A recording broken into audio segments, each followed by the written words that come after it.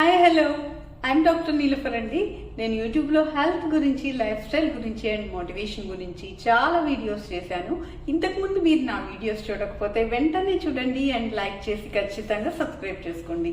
ఇవాళ మన టాపిక్ అయితే డయాబెటీస్ ఉన్నోళ్ళు చెరుకు రసం త్రాగొచ్చా అనే దాని గురించి. మరి చెరుకు రసం అనేది అంటే షుగర్ కేన్ జ్యూస్ అనమాట. ఇది వేసవికాలంలో చాలా ఎక్కువగా కనబడతా ఉంటుంది మనకి బజార్లో వెళ్తుంటే.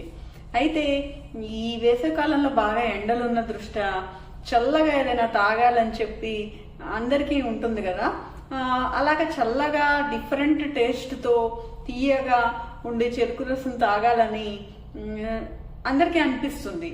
మరి డయాబెటీస్ ఉన్న వాళ్ళకి కూడా పాపం వాళ్ళు చల్లగా తాగాలనే కోరికతో, తర్వాత వేరే ఏమి ఆలోచన ఆ టైంలో రాక, తాగితే బాగుంటుందనే ఆలోచనతో కొంచెమే కదా, ఒక్కసారికే కదా అని చెప్పి ఆలోచించి పక్కనున్న ఫ్రెండ్స్ కూడా లేకపోతే కుటుంబ సభ్యులు కూడా ఒక్కసారికి తాగితే ఏమవ్వదులే తాగని చెప్పి ఇవ్వటం వల్ల వాళ్ళు ఆలోచించకుండా తాగేస్తూ ఉంటారు. తాగేసి విపరీతంగా షుగర్ పెంచుకొని వస్తారు. ఎందుకంటే ఈ చెరుకు రసంలో ఏంటంటే ఏమేమి ఉంటాయో చూద్దాము. మామూలుగా ఈ చెరుకు రసంలో ఒక చిన్న గ్లాసులో 30 గ్రాముల షుగర్ ఉంటుంది. 30 గ్రాముల షుగర్ అంటే 6 టీ స్పూన్స్ షుగర్ అనమాట ఉంటుంది. మిగిలిన లవణాలు ఇవన్నీ చాలా రకాలు ఉన్నా కూడా ఈ షుగర్ అనేది ఒక చిన్న గ్లాసులో 30 గ్రాముల నుండి అంటే 6 టీ స్పూన్ల షుగర్ ఉంటుంది. అదే పావు లీటర్ అనుకోండి, పెద్ద గ్లాసు చెరుకు రసం అనుకోండి, ఆ పావు లీటర్లో 50 గ్రాములు ఉంటుంది, అంటే 10 స్పూన్ల షుగర్. మామూలుగా డయాబెటీస్ ఉన్న వాళ్ళకి 1 స్పూన్ షుగర్ తింటే ఎంత షుగర్ పెరుగుతుందో మీకు తెలుసు కదా. అలాంటిది అన్ని స్పూన్ల షుగరు, 6 స్పూన్లు 10 స్పూన్ల షుగర్ అంటే అది ఎంత విపరీతంగా షుగర్ని పెంచుతుందో అర్థం చేసుకోండి. మరి కాబట్టి డయాబెటీస్ ఉన్న వాళ్ళు తీసుకోకూడదు. మరి కొంతమంది ఏం చెప్తా ఉంటారంటే, చాలా చోట్ల మనం వింటూ ఉంటాము, తర్వాత చాలా మంది ఇప్పుడు ప్రతి ఒక్కళ్ళు సజెషన్స్ ఇచ్చేవాళ్ళు కదా, వినేవాళ్ళు చెప్పేవాళ్ళకి వినేవాళ్ళు లోకు అన్నట్టు అందరూ ఏం చేస్తారు, ఇలా తీసుకోండి అలా తీసుకోండి అని చెప్తా ఉంటారు. సైంటిఫిక్గా ఎవరు చెప్పరు అనమాట. కొంతమంది చెప్తారు ఒక పూట ఆహారం మానేసి చెరుకు రసం తీసుకోండి దాని బదులు అని చెప్తారు. కానీ అది చాలా తప్పండి.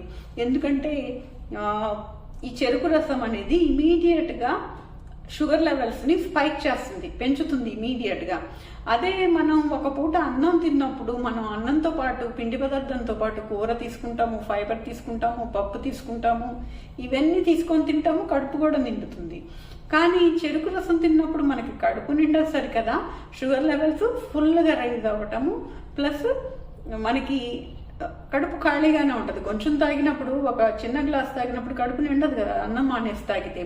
అప్పుడు కడుపులో మంట, యాసిడ్ రిఫ్లెక్స్ రావటము, యాసిడ్ ఎక్కువ అవటము, తర్వాత ఎక్కువగా షుగర్ పెరగటం వల్ల వచ్చే నీరసము, ఇలాంటివన్నీ ఉండి వాళ్ళకి హెల్త్ అనేది తొందరగా ఎఫెక్ట్ అవుతుందన్నమాట. కాబట్టి డయాబెటీస్ ఉన్నవాళ్ళు చెరుకు రసాన్ని అసలు తీసుకోకుండా ఉంటేనే మంచిది. అంతేకాకుండా అన్హైజీనిక్గా అమ్ముతారు కదా బయట, ఆ చెరుకుల్ని డైరెక్ట్గా మిషన్లో పెట్టి తిప్పుతారు. దాని మీద చెత్త చెదారం, ఈగలు వాళ్తూ ఉంటాయి, తర్వాత దాని మీద దుమ్ము ధూళి ఉంటాయి కదా, అవన్నీ క్లీన్ చేసేయారు కదా వాళ్ళు అమ్మేవాళ్ళు. అది డైరెక్ట్గా మిషన్లో పెట్టి అవన్నీ కూడా దాంట్లోకి, ఆ చెరుకు రసంలోకి దిగుతాయి. కాబట్టి ఆ విధంగా కూడా వాళ్ళకి తొందరగా ఇన్ఫెక్షన్స్ వస్తాయి డయాబెటీస్ ఉన్న వాళ్ళకి. సో డయాబెటీస్ ఉన్నవాళ్ళు సాధ్యమైనంత వరకు ఏముంది, అసలు డయాబెటీస్ ఉన్నవాళ్ళు చెరుకు రసాన్ని అస్సలు తీసుకోకూడదు. ఎందుకంటే అది పూర్తిగా షుగర్ సొల్యూషన్ అనమాట. షుగర్ తాగినట్టే. ఎందుకంటే చెరుకు నుంచే కదా మనం బెల్లము, షుగరు, మొలాసెస్ ఇవన్నీ చెరుకు నుంచే వస్తాయి. కాబట్టి చెరుకు రసం అనేది డయాబెటీస్ ఉన్నవాళ్ళు పొరపాటున కూడా టెంప్ట్ అయ్యి కూడా తాగకుండా ఉండాలి. మరి అదండి ఈ టాపిక్ గురించి. మరి మీకు ఈ టాపిక్ నచ్చితే వెంటనే లైక్ చేసి షేర్ చేయండి. ఏమైనా డౌట్స్ ఉంటే కామెంట్ రూపంలో తెలియజేయండి. అండ్ సబ్స్క్రైబ్ చేసుకొని నోటిఫికేషన్ ఆన్ చేసుకుంటే ఇలాంటి మరిన్ని మంచి వీడియోస్ మీరు చూడగలుగుతారు. And thank you for watching. మరొక వీడియోలో మళ్ళీ కలుద్దాం.